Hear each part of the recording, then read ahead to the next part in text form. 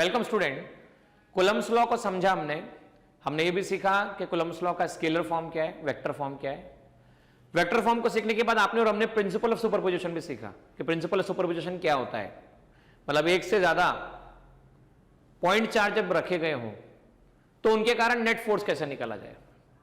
अब ये सीखने के बाद अब हम एक चार्ज की बड़ी इंपॉर्टेंट टर्मिनोलॉजी समझने जा रहे हैं, एक फिजिकल कंसेप्ट समझने जा रहे हैं जिसका नाम है इलेक्ट्रिक फील्ड।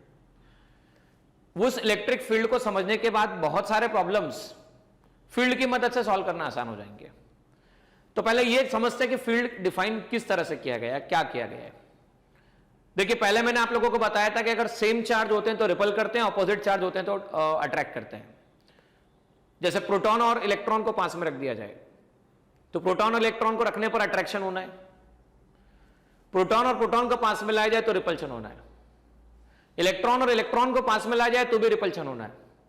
अब इंटरेस्टिंग बात, मैं जस्ट 10th क्लास या 9th क्लास में जो आपने सीखा उस कंसेप्ट से कोरिलेट करना चाह रहा हूं।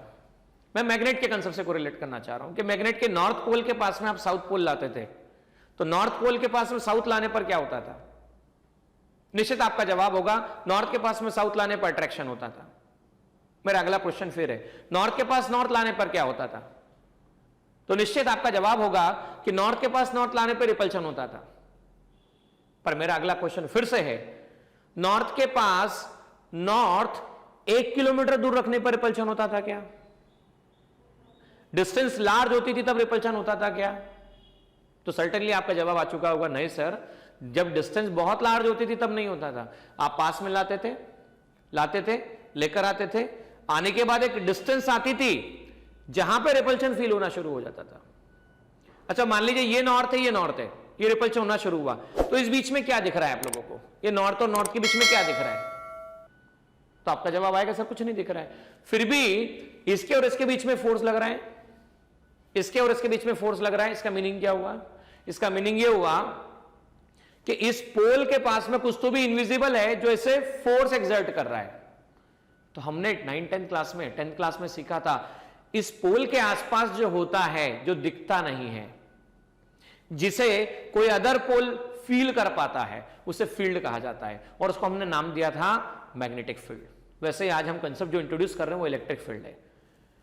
मान लीजिए मैंने चार्ज लिया, चार्ज बड़े वाले चार्ज, कैपिटल क्यू चार्ज के पास में कोई चार्ज लेके आया, तो किसी चार्ज, बड़े चार्ज के पास में कोई चार्ज लेके आया तो दो पॉसिबिलिटी है, या तो अट्रैक्शन होगा या रिपल्शन होगा। लेकिन ये अट्रैक्शन और ये रिपल्शन बिल्कुल पास लाने पर नहीं होगा, किसी डिस्टेंस से होना शुरू हो जाएगा। तो वापस से प्रश्न आता है कि इस चार्ज के पास ऐसा क्या है जो इसे या तो अट्रैक्ट कर रहा है या रिपल कर रहा है। तो चार्ज के पास जो है, जो किसी दूसरे चार्ज ने एक्सपीरियंस किया है, या तो अट्रैक्शन एक्सपीरियंस किया या रिपल्शन एक्सपीरियंस किया, वो फील्ड इलेक्ट्रिक फील्ड है। तो हम इसको ऐसे इंट्रोड्यूस करते हैं, field around the charge, repeating once again, क्या, field around the charge where other test charge either फिर अट्रैक्शन और फिर repulsion is called which field, electric field. तो आइए और डिटेल में समझते हैं इलेक्ट्रिक फील्ड किस तरह से। देखिए, इलेक्ट्रिक फील्ड को हमने क्या डिफाइन किया, आपके पास कोई चार्ज है कैपिटल क्यू, अभी इस चार्ज के आसपास मैं किसी छोटे चार्ज को लेके आता हूं, टेस्ट चार्ज को लेके आता हूं, पॉजिटिव चार्ज को लेके आता हूं। अब मैं इस पॉजिटिव चार्ज को लेके आऊंगा और ये पॉजिटिव नेचर का है, तो इसे पास लाने पर जब ये बहुत दूर है, जैसे यहां पर है इंफिनिटी पर, तब इस चार्ज में और इस चार्ज में कुछ नहीं होने वाला। लेकिन जब ये वाला चार्ज किसी डिस्टेंस, सर्टेन डिस्टेंस पर आएगा तो हम जानते हैं कि पॉजिटिव चार्ज में रिपल्शन होना स्टार्ट होगा। तो कैपिटल क्यू स्मॉल क्यू को रिपल करेगा, स्मॉल क्यू कैपिटल क्यू को रिपल करेगा, बराबर है। लेकिन हमने इसे बहुत छोटा माना है, बहुत छोटा मतलब स्मॉलेस्ट चार्ज माना है। स्मॉलेस्ट चार्ज मतलब magnitude of charge of proton. तो जो हमने अजम्पशन किया है, पॉजिटिव चार्ज लिया है, आगे भी डिस्कस करेंगे पॉजिटिव क्यों लिया, नेगेटिव क्यों नहीं लिया, वो भी डिस्कशन करेंगे। तो प्लस में रिपल्शन हुआ, तो इसके आसपास और इसके आसपास ये जो इनविजिबल है, जो फील्ड एक्सर्ट, फोर्स एक्सर्ट कर रहा है, उसे इलेक्ट्रिक फील्ड कहा गया। तो हमने फील्ड की डेफिनेशन क्या दी, field around the charge, field what, around the charge where other charge experience either attraction और रिपल्शन, आइदर अट्रैक्शन और repulsion is called electric field. इसे कौन से फील्ड कहा जाता है? इलेक्ट्रिक फील्ड कहा जाता है। इलेक्ट्रिक फील्ड एक्सपीरियंस क्या किया? फोर्स एक्सपीरियंस किया। किसने किया? टेस्ट चार्ज ने किया। तो जो फोर्स की डायरेक्शन होगी वही फील्ड की डायरेक्शन होगी। हम यूनिट की बात करें, डायमेंशन की बात करें, तो यूनिट में चेक कीजिएगा। इलेक्ट्रिक फील्ड में फोर्स की यूनिट न्यूटन है, चार्ज की यूनिट कूलम है, न्यूटन पर कूलम इसकी यूनिट हो गई। डायमेंशन की बात की जाए तो फोर्स का डायमेंशन और चार्ज का डायमेंशन हम ऐसा कह सकते हैं। फोर्स का डायमेंशन आप और हम जानते हैं, ये होता है m1 L1 T-2, और चार्ज का डायमेंशन हम जानते हैं ये होता है AT। तो इलेक्ट्रिक फील्ड का डायमेंशन कहा जा सकता है m1 L1 T-3 A-1। This is electric field, ठीक है ना। अब देखो electric field due to point charge निकाला जा सकता है कि मान लो ये पॉइंट चार्ज आपके पास में है ना। Expression of electric field, expression of electric field due to point charge. और ये समझने के साथ साथ हम ये भी समझेंगे कि एक वेक्टर क्वांटिटी होती है, और वेक्टर क्वांटिटी के लिए कौन कौन सा लॉ एप्लीकेबल है? तो ट्राइंगल एंड पैरेललोग्राम लॉ, दोनों लॉ अप्लाई किए जा सकते हैं। तो इसका रिजल्टेंट निकाला जा सकता है वेक्टर मेथड से। इलेक्ट्रिक फील्ड की डायरेक्शन वही होती है जो फोर्स की डायरेक्शन होती है। अब सोचिए, अगर ये पॉजिटिव चार्ज होता प्लस क्यू, और अगर ये नेगेटिव चार्ज होता माइनस क्यू, ठीक है ना। तो ये मान लीजिए माइनस चार्ज होता है, क्यू की हम बात कर रहे हैं, माइनस क्यू और प्लस क्यू।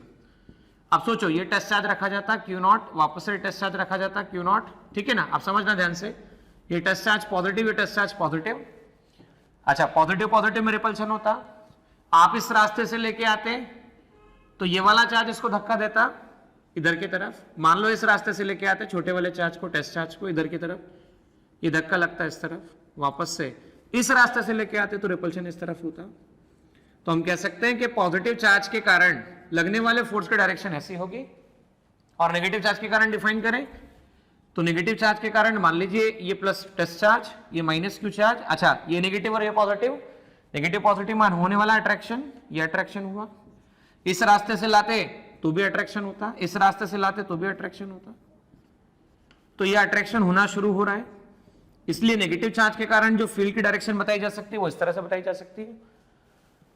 अब ये समझने के बाद आप देखिए, अगर यहां से यहां तक का सेपरेशन दोनों के बीच में आ रहा है तो कूलम्स लॉ से आप और हम जानते हैं कि magnitude of Q1 Q2 upon R square, मैं स्केलर फॉर्म की बात कर रहा हूं।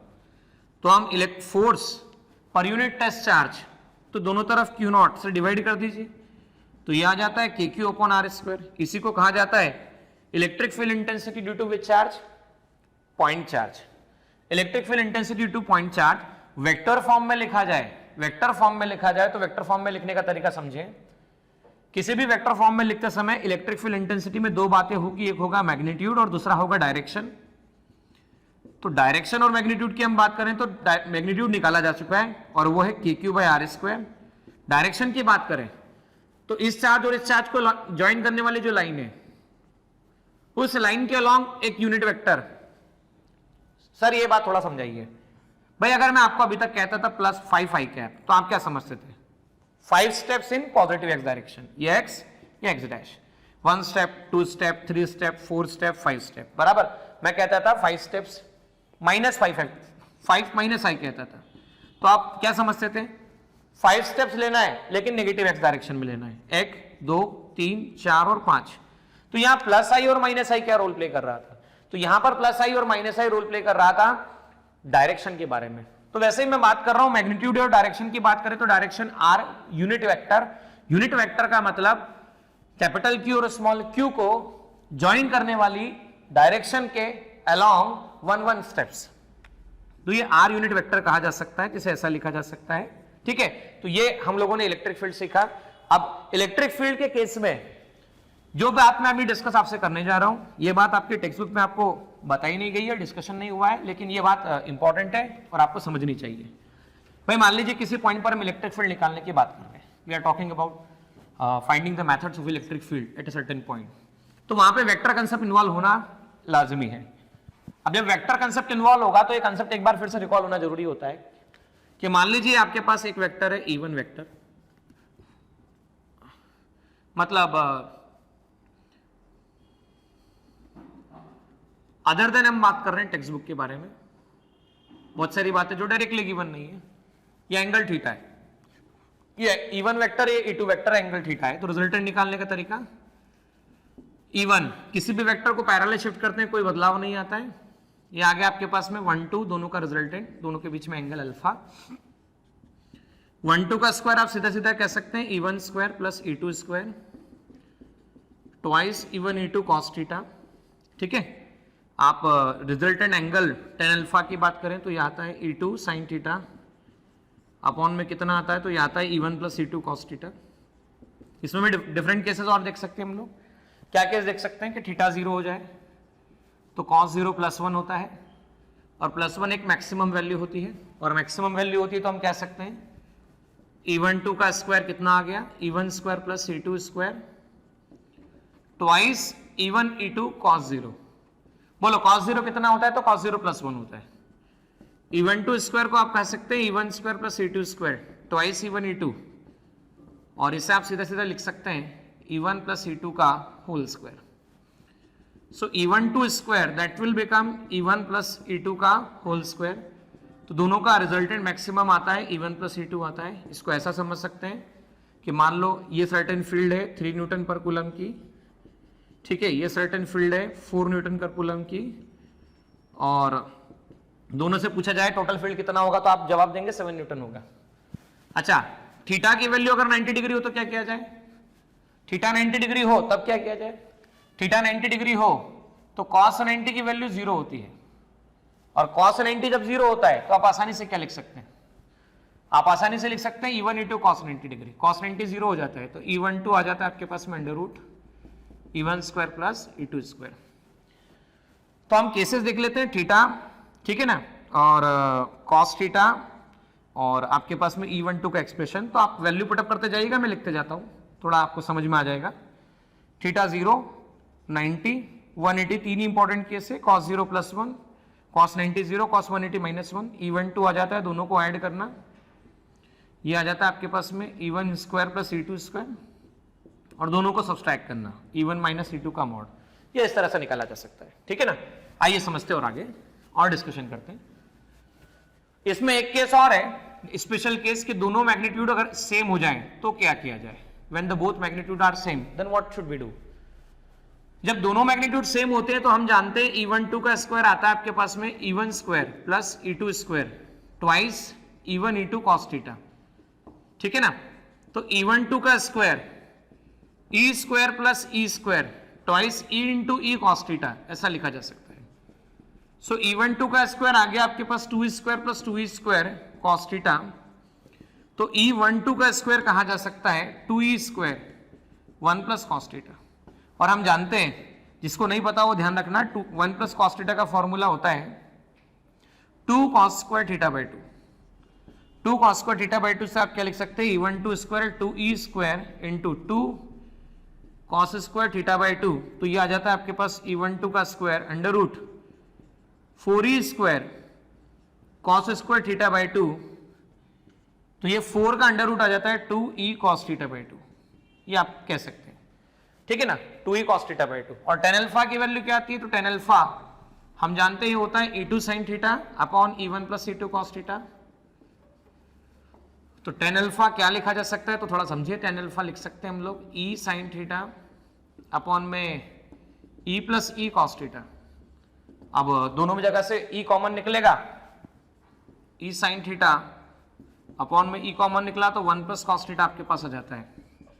सो tan alpha is given by sin theta upon 1 plus cos theta, और sin theta upon 1 plus cos theta. sin theta को आप लिख सकते हैं, एक फॉर्मूला होता है, इसे लिखा जा सकता है 2 sin theta by 2 cos theta by 2। जिसने ट्रिग्नोमेट्री के बेसिक क्वेश्चंस देखे हो और जिसको नहीं पता हो तो प्लीज जाइए, बेसिक मैथमेटिक्स नाम की प्लेलिस्ट है, उसमें ट्रिग्नोमेट्री के फॉर्मूले हैं जो मैंने पहले भी डिस्कस किए हैं, तो आप उसको जाके जरूर देखें। तो tan अल्फा की वैल्यू tan थीटा बाई 2 आती है, बराबर है। अब इसके एप्लीकेशंस को हम फर्दर समझते हैं कि अप्लाई कैसे किया जाए, how to apply this concept in real life application, कैसे क्वेश्चन पूछे जाते हैं और किस तरह से आंसर्स निकालने होते हैं। देखो पहला क्वेश्चन आपसे पूछा गया है, बेसिक क्वेश्चन है कि 10 माइक्रोकूलम का एक चार्ज है। कितने माइक्रोकूलम का चार्ज है? 10 माइक्रोकूलम का चार्ज है। उस 10 माइक्रोकूलम के चार्ज को आपने स्पेस में रख दिया है। ये 10 माइक्रोकूलम का चार्ज है। आपको 10 सेंटीमीटर डिस्टेंस पे फील्ड की वैल्यू बताना है। पहला क्वेश्चन ये है। तो इलेक्ट्रिक फील्ड इंटेंसिटी का फॉर्मूला हम जानते हैं, KQ/R² होता है। K की वैल्यू होती है 9 × 10⁹। चार्ज है आपके पास में 10 माइक्रोकूलम, माइक्रो मतलब -6 सेंटीमीटर है, तो 10 सेंटीमीटर का स्क्वायर ऐसा लिखा जा सकता है। 9 × 10⁻1 10 10 - 6 4 आ जाता है। 10 सेंटीमीटर तो 100 × 10⁻⁻4 ऐसा लिख सकते हैं आप। तो 9 × 10⁻4 और -2 आ जाएगा, -2 ऊपर जाएगा, +2 हो जाएगा, 10⁻+2। तो आंसर आता है 9 × 10⁻6 न्यूटन पर कूलम। एक बार फिर चेक कर लेते हैं कि 9 × 10⁻9 चार्ज 10 माइक्रोकूलम। अच्छा 1 माइक्रोकूलम, माइक्रो मतलब होता है 10⁻6 10 सेंटीमीटर 10 सेंटीमीटर। जिसको नहीं पता हो कन्वर्जन फैक्टर तो जानना, 1 सेंटीमीटर 10⁻2 मीटर होता है। तो 1 सेंटीमीटर स्क्वायर कितना हो जाएगा? 10⁻2 का स्क्वायर, -2 का स्क्वायर हो जाएगा 10⁻+4 और 10 का स्क्वायर हो जाएगा 100। अब -4 + 4 8 6 10⁻6 आंसर आता है। अब एक दूसरा क्वेश्चन आपसे पूछा गया है कि भाई आपके पास में 4 माइक्रोकूलम चार्ज 10 सेंटीमीटर साइड है। आपको 10 सेंटीमीटर डिस्टेंस पर, कितने डिस्टेंस पर? दोनों से 10 सेंटीमीटर डिस्टेंस पर कोई पॉइंट P है जहां पर इलेक्ट्रिक फील्ड की वैल्यू निकाल के बताना है। कोई पॉइंट P है जहां पर इलेक्ट्रिक फील्ड की वैल्यू निकाल के बताना है। तो थोड़ा जानकारी देना चाहूंगा। मान लीजिए ये 60 डिग्री है, ये 60 डिग्री है और ये 60 डिग्री है। ये ऐसा तभी होता है कि जब बनने वाले सारे एंगल सेम हो तो ही साइड सेम होती है, और इस कंडीशन को इक्विलेटरल ट्राइंगल कहा जाता है। This condition is called equilateral triangle condition. 10 centimetre 10 centimetre 10 centimetre. Okay, आप समझे? मुझे जब भी किसी पॉइंट पे फील्ड निकालना हो, सुनना ध्यान से, जब भी मुझे किस पॉइंट पे क्या निकालना हो, फील्ड निकालना हो, एक सिंपल बेसिक डेफिनेशन याद रखिए कि आपको वहां पर एक टेस्ट चार्ज रखना है और उस टेस्ट चार्ज पे फोर्स एक्सपीरियंस करना है। मतलब उस पे देखना है फोर्स कैसा लग रहा है। भाई ये इलेक्ट्रिक फील्ड निकालना है तो आपको टेस्ट चार्ज लेना पड़ेगा।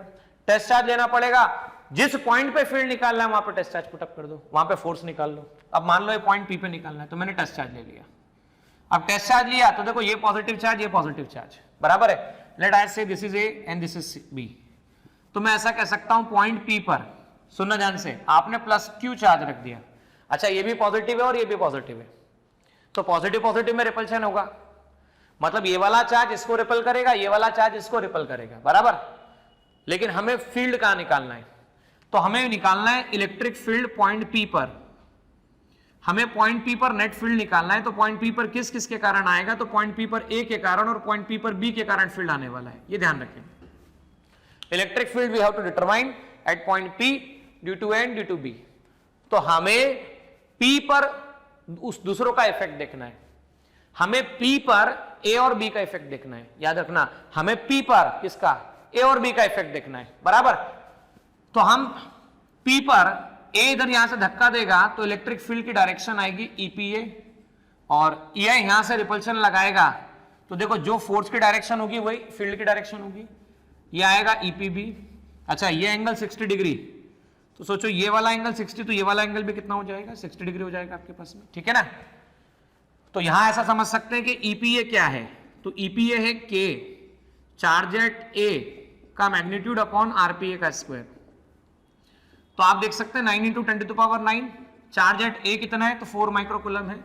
माइक्रोकूलम में -6 है। सेपरेशन कितना है? तो 10 सेंटीमीटर है। 10 सेंटीमीटर है तो 10 मल्टीप्लाई बाय 10⁻2 का होल स्क्वायर, बराबर। वैसे ही EPB निकाल लेते हैं, K चार्ज एट B का मैग्नीट्यूड RPB का होल स्क्वायर। K की वैल्यू 9 × 10⁹। हम B की बात करते हैं, let us talk about the B। When we are talking about the point B, तो B वापस से 4 माइक्रोकूलम मतलब -6 और 10 सेंटीमीटर। P से B तक का सेपरेशन चेक करो, ये रहा P, ये रहा P और ये रहा B, 10 सेंटीमीटर सेपरेशन है। अच्छा सेंटीमीटर कितना होता है? तो 1 सेंटीमीटर 10⁻2 होता है, 10⁻2 का होल स्क्वायर। तो आप देखो यहां पर ईपीए और ईपीबी का मैग्नीट्यूड दोनों का सेम आ रहा है, और मैंने अभी अभी आपको बताया कि रिजल्टेंट फील्ड अगर मैग्नीट्यूड सेम होता है तो बड़े आसानी से निकाली जा सकती है। वो आती है twice EPA cos theta by 2, और रिजल्टेंट एंगल जो आता है वो दिया जाता है tan alpha equal to tan theta by 2, ठीक है ना। तो resultant field twice EPA cos, दोनों के बीच का एंगल चेक करो कितना एंगल है, ये 60 डिग्री तो ये भी 60 डिग्री है, तो हो जाएगा cos 60 डिग्री डिवाइड बाई 2, और cos 60 डिग्री डिवाइड बाई 2 कितना होता है, तो cos 30 डिग्री होता है, और cos 30 डिग्री कितना होता है, तो वो होता है ईपीए रूट 3 बाई 2, 2 से 2 कैंसिल हो गया, आपके पास आता है रूट 3 ईपीए, कुछ इसे इस तरह से लिखा जा सकता है। तो हम यहां पर इसे इस तरह से लिख सकते हैं रूट 3 ईपीए, और ईपीए की वैल्यू यहां से कैलकुलेट कर सकते हैं। अब रिजल्टेंट एंगल की हम बात कर रहे थे, we are talking about resultant angle, तो tan अल्फा की वैल्यू क्या लिखी जा सकती है, तो tan थीटा बाई 2 लिखी जा सकती है। थीटा कितना है, तो tan alpha tan 60 degree divide by 2 है, 60 डिग्री डिवाइड बाई 2 है मतलब tan 30 डिग्री है। अब tan 30 डिग्री है मतलब क्या, रिजल्टेंट फील्ड दोनों से इक्वल एंगल पर आने वाली है, ठीक है स्टूडेंट। तो इस तरह से हमने इसे सॉल्व किया। अच्छा, इस क्वेश्चन में एक छोटा सा मॉडिफिकेशन अगर करना होता था, मतलब छोटा सा मॉडिफिकेशन हम कर रहे हैं, कोई बड़ा मॉडिफिकेशन नहीं है। मॉडिफिकेशन ऐसा है कि आपके पास ए है, ये बी है, ये +4 माइक्रोकूलम है और ये -4 माइक्रोकूलम है। पॉइंट पी की हम बात कर रहे हैं। अब हमें एक पॉजिटिव चार्ज है, दूसरा नेगेटिव चार्ज है, बराबर है। जब एक पॉजिटिव चार्ज और दूसरा नेगेटिव चार्ज है, उस हिसाब से हमें निकालना है, तो उसे निकालने का आसान तरीका, वापस से आपको जिस पॉइंट पर इलेक्ट्रिक फील्ड निकालना होता है, वापस सुन लेना, जिस भी पॉइंट पर आपको इलेक्ट्रिक फील्ड निकालना होता है, जैसे इस पॉइंट पी पर इलेक्ट्रिक फील्ड निकालना है, तो आपको पी पर टेस्ट चार्ज रखना होता है। टेस्ट चार्ज रखेंगे हम लोग, ये ए और बी है, तो पॉजिटिव और पॉजिटिव में रिपल्शन होगा, रिपल्शन होगा तो electric field at point P due to A, positive negative attraction होगा, electric field at point P due to B. ये हो चुका है, थोड़ा समझने पे ध्यान देना, ये 60 डिग्री, ये 60 डिग्री, तो यहां नोटिस करना, ये भी 60 डिग्री। सर ऐसा क्यों हुआ, तो देखो ध्यान से, ये 60 तो ये भी 60 होगा, ये 60 60 ये 60, आप ऐसा कह सकते हैं। तो यहां पर हम ऐसा देख सकते हैं कि ईपीए और ईपीबी के अंदर, दोनों के अंदर टोटल एंगल मिला के कितना हो गया, तो 120 डिग्री हो गया। अभी आपके सामने मैंने लिखा ईपीए और ईपीबी की वैल्यू कितनी होगी, चलिए एक बार फिर लिख लेते हैं, कोई फर्क नहीं पड़ता, 10 सेंटीमीटर सेपरेशन है। ईपीए आपके पास है के क्यू अपॉन आर स्क्वायर, के क्यू अपॉन आर स्क्वायर, के Q charge at A upon RPA का होल स्क्वायर, तो 9 इंटू 10⁻⁹, ए पर चार्ज है 4 माइक्रोकूलम, माइक्रोकूलम को लिख सकते हैं -6। पी से लेकर ए का सेपरेशन चेक कर लो, इक्विलेटरल ट्राइंगल है तो 10 सेंटीमीटर, अच्छा 10 सेंटीमीटर मतलब 10⁻⁻² का square. EPB charge at B upon RPB का स्क्वायर, वापस से के की वैल्यू 9 इंटू 10⁻⁹, अच्छा 4 माइक्रोकूलम 4 इंटू 10⁻⁻6, ओके।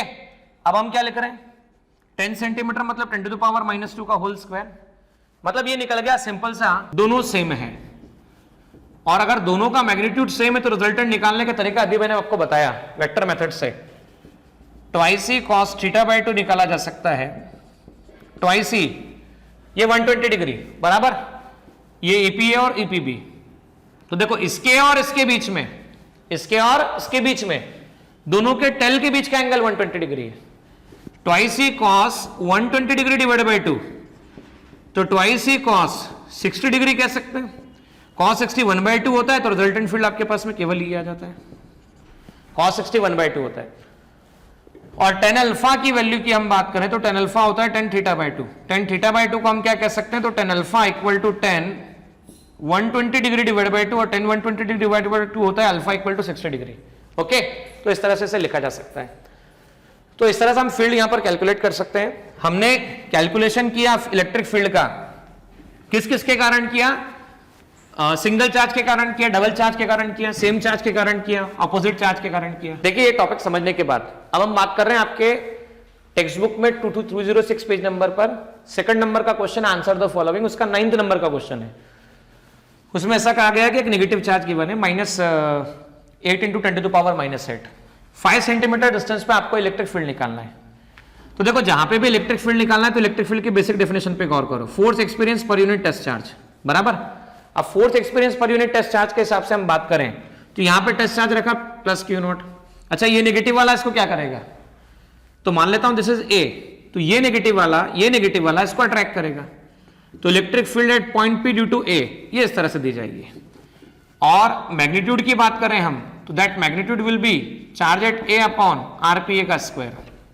और डायरेक्शन की बात करें तो यहां आप देख सकते हैं एक्स डैश, तो मैं एक्स डैश इधर प्लस आई तो इधर माइनस आई कह सकता हूं, तो चाहूं तो मैं डायरेक्शन माइनस आई लगा सकता हूं। तो ईपीए 9 इंटू 10 टू पावर 9, एप के में चार्ज की हम बात करें तो -8 इंटू 10 टू द पावर -8 का mod upon RPA separation 5 centimetre 10 to power -2 का स्क्वायर, और डायरेक्शन माइनस आई आपके पास है 9 into 10 to the power 9, 8 into 10 to the power -8, 25 into 10 to the power -4, plus 9 -8 1, 9 into 8 upon 25, 1 और -4 ऊपर गया तो +4 हो गया, 72 upon 25, 10 to the power 5 newton per coulomb, इससे लिखा जा सकता है। तो ये नेट फील्ड आता है आपके पास में EPA. Okay, this will be the net field.